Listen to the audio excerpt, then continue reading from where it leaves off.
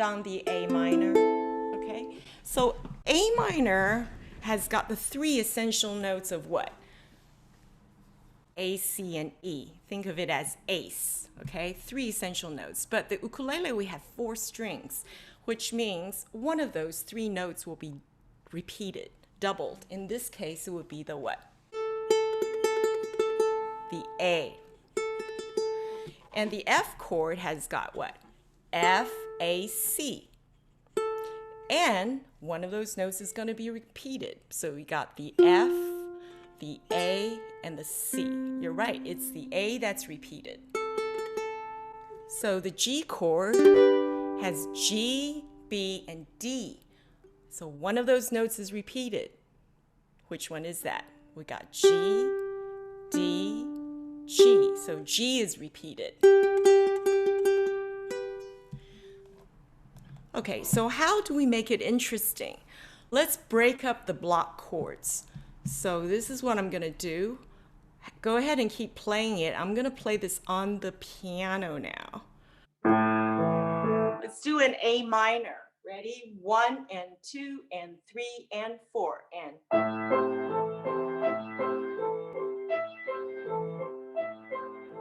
1 and 2, 3, change to F.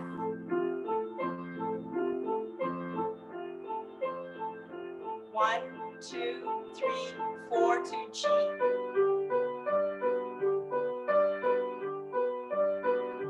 1, 2, 3, change to A minor. Let's see what else we can do. Take a look at that. Here's what we could do. On the piano, we're going to invert the chords so it looks slightly different. Yeah. It's going to be like this. I'm going to count to 4, and on the ukulele, you could just strum or play along. We're all going to be together on this, okay? So the piano, I'm just going to use my pinky, all right, and then my middle or index finger and my thumb. Ready? 1 and 2 and 3 and 4 and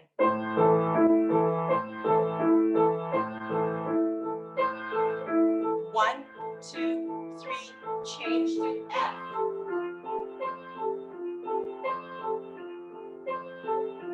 1, 2, 3, change to G.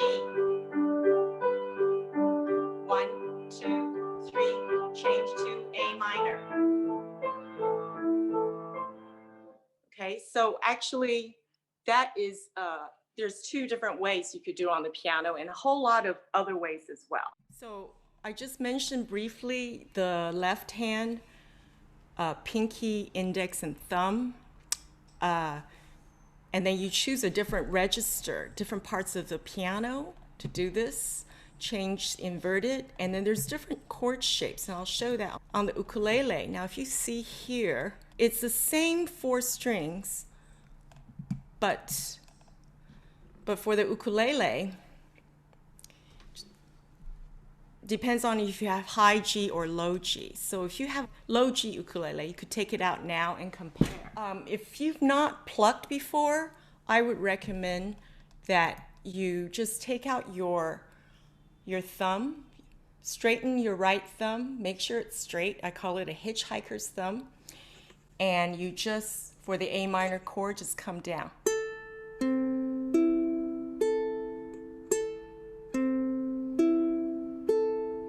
Just like that. Make sure every time it's straight so that when you pluck it, it lands on the next string and just stops. Okay. If you're on the piano, you could join us playing those chords that I just showed you, especially if you have the handout, or you could just do a low A, a low F, and a low G. All right. So let's do that. What I'm suggesting is because one of the notes is doubled, okay, because we have 4 strings and you only need 3 notes, I'm going to show you to alternate between A minor and the other A minor. You could use, I like to use my middle finger for the A minor and then my pinky on the 3rd fret. That way I could easily move to the F and then put my pinky down, and then I will switch to the G. And for the last G, what I need to do is stretch and put my pinky on the 5th fret. So let's hear how it sounds for the high G ukulele, okay? count to 4, and we just keep playing the chord over and over again until I count to 4, and then we go to the next chord, okay? 1 and 2 and 3 and 4 and.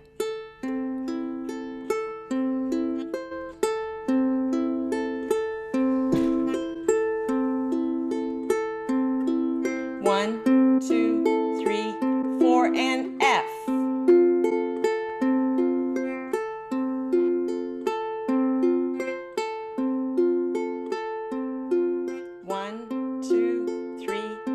And G.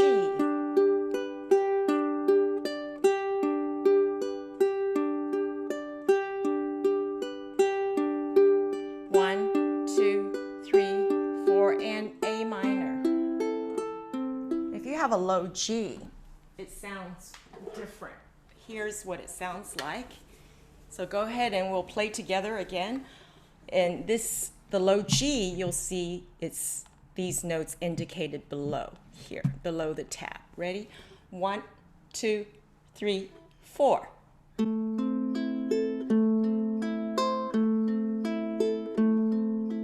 1, 2, 3, 4 and F.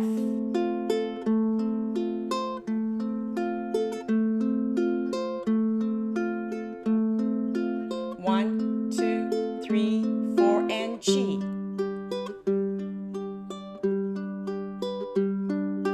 1, 2, 3, 4 and A. Okay, all right, so I'm giving you all the tools before we jam. Now, the last thing to do is there's so many different pluck patterns, and this is what I teach in my pluck classes, all my fingerstyle classes, trying to give you all these tools so that your plucking hand, most of the time it's your right hand, your right fingers, will have a mind of their own. For example, let's try the first one. The first one will sound like this. Of course, this is on a low G, so if you have a high G, it sounds a little bit different. 1 and 2 and 3 and 4 and.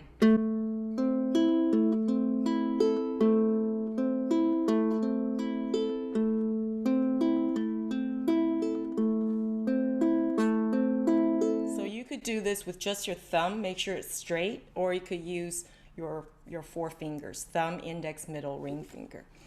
And then the second one, let's look at the second one. Second one is like this: 1 and 2 and 3 and 4 and.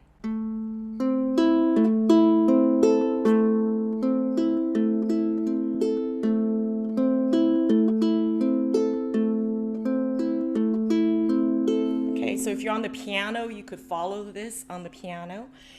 Or any other instrument. And let's go to the third one. Third one gets a bit complicated because we're changing the chord shape in the middle of a pluck pattern. That always makes it more complicated. So let me slow down for this one.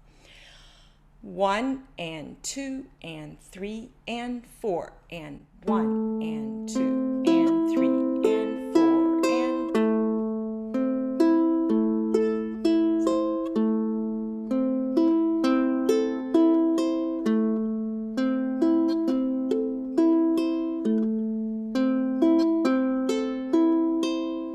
So that was the third one.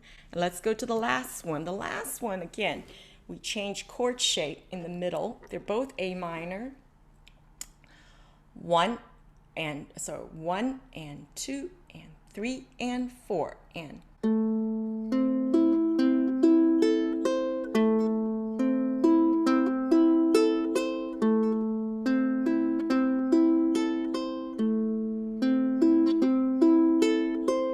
So these are just 4 that you could choose from, but there's a lot more.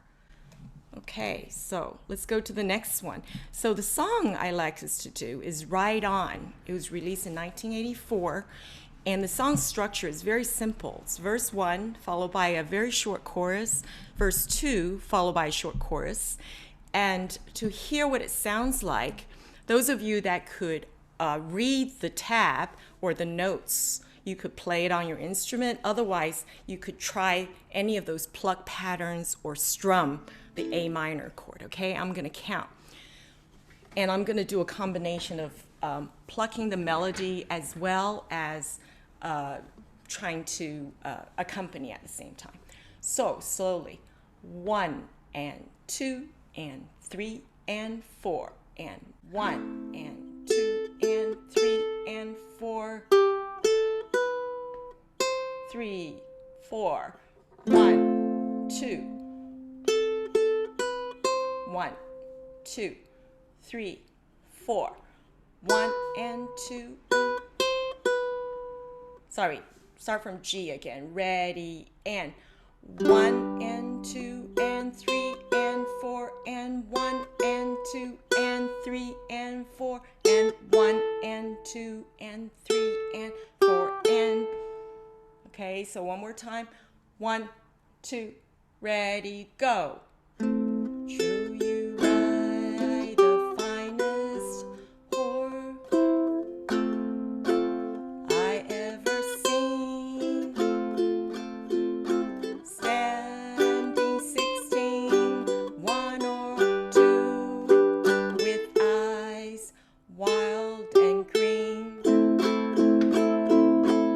Notice there's quite a bit of syncopation and tied notes into the next measure, which makes it a little bit tricky. The introduction, some of you would love to play the introduction that Christy Moore does. It's really beautiful. So I'm going to play it here, and you could either play the chords or follow and pick out the bits, okay? So 1 and 2 and 3 and 4 and 1 and 2 and 3 and 4 and 1. 2, 3, 4, 1. G.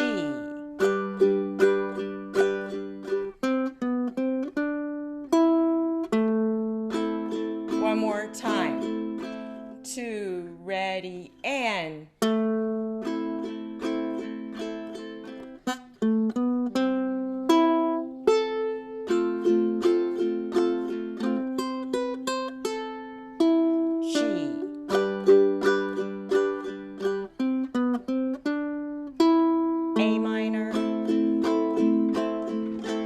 Okay, so I think we're ready to jam. Okay, all right, so this is a song sheet. You could jam along with this. And notice we have this bit. Okay, so let's do this. Ready? 1 and 2 and 3 and 4 and.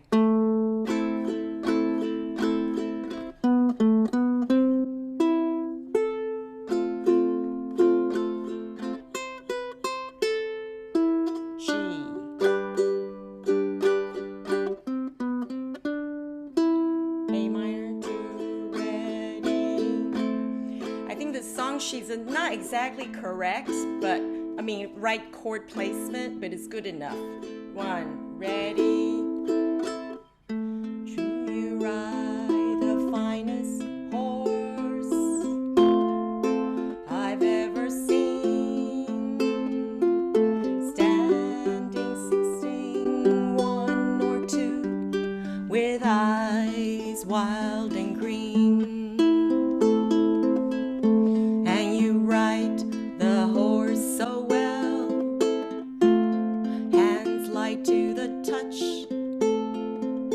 I could never go with you, no matter how I wanted to. So now you could strum in the chorus if you want. Right on.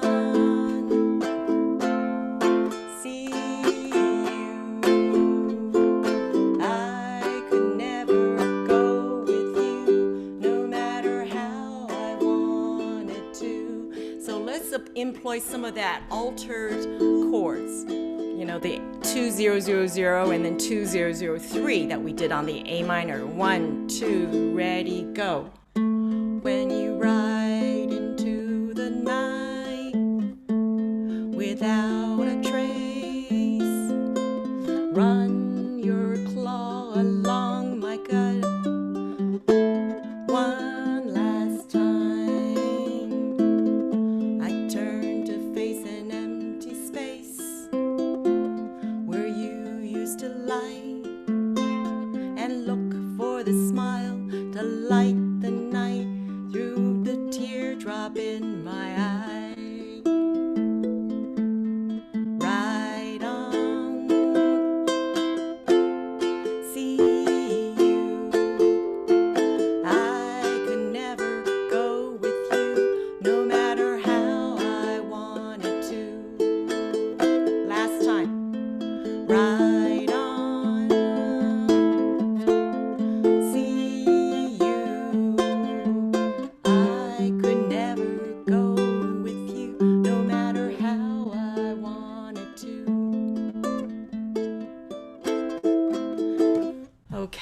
so that was Christy Moore, and what we could do is we're gonna now experience playing along with this and not seeing the words, and see if you can know when to switch the chords and do whatever you want. I'll just do a little bit of this.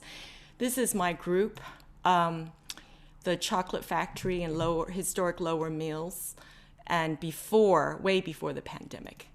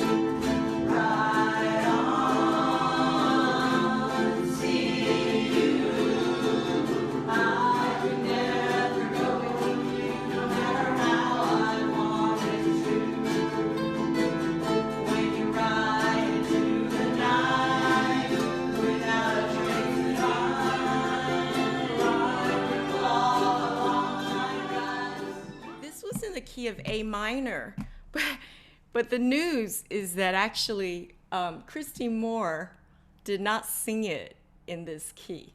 So if you want to hear the original, let me ask you to guess what key it is. I might tell you what the key is, but you have to figure out what are the two other chords, okay?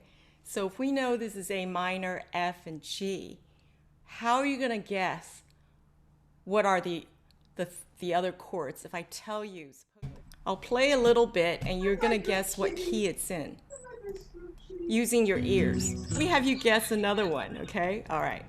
I'm gonna give one last one for you to check, and I'm gonna play a little bit somewhere else on the clip, okay? Requires a skill in listening, so that's part of music, isn't it? And we're gonna go to the next part, which is to look at how you figure out what the other chords were. Figuring out the key is one thing, but figuring out the chords. So this is where I'm gonna take us to the circle of fifths. So let's take a look at A minor, F, and G. Can you all find it? The minors are in the inner circle. Can you see my cursor going around like this? Okay, so you see the C. Usually I like to turn it the other way, so the C is like 12 o'clock, you know, but here it's a little bit tilted. You get A minor here. So the original song, we went A minor, F, and G. Now look at that. Some of you are visual learners, and remember this shape. A minor, go left up, turn around to the right, and come back left down. You see that? A minor, turn left up to the F, skip the C and go to the G and come back down. Now let's look at B minor. That was the first one we listened to. If we go to B minor, it's about 3 o'clock on the clock. We go B minor, turn left up, so go to the G and come back, jump over the D and come back to the A and turn to the B minor. You have to turn your head a bit to see B minor, G, and A. Now I think somebody got that, and now let's go to the C minor. Can you find the C minor? C minor is kind of like 9 o'clock. We do the same thing. Go C minor, go to the left up to the A flat, jump over the outer circle to the B flat, come back to the C minor. So the song will always be in that order, okay? The chord order. Now let's look for E minor. Where's E minor? It looks like E minor is about 2 o'clock, okay? So we're gonna do the same thing. So it's gonna be E minor, go left up to the C, jump over to the D, and come back down to the E minor, all right? So this is one way to use the circle of fifths. You could quickly transpose by looking at it, look at the shape, and do it. So you don't have to perform mental gymnastics in your head, all right? So one of my students in music theory basically pose the question, I could read, I could write, I've learned different languages, I can count, I know numbers, but why don't I know how to read music? You know, do I have to be able to sing? Do I have to be able to play an instrument in order to be able to be musically literate? So here are some definitions. I think it's really great. What we experienced today was we saw what's up in front of us, so we played those chords, and then we listened, okay? And then we were able to play what we heard. So for me, that's good enough, music literacy. So what is music theory then? Music theory will answer your questions, will put them into a structure so it makes sense.